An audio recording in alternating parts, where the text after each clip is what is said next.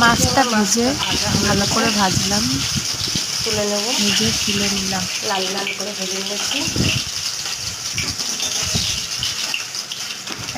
এক পিস করে তুলে নিলাম। এরপরে যে মশলাগুলো এর মিক্সচারে মধ্যে সব ফোড়ন দিয়ে দেব। পিষাই করে নিয়েছি, ফোড়ন দেব, মশলাটা দেব,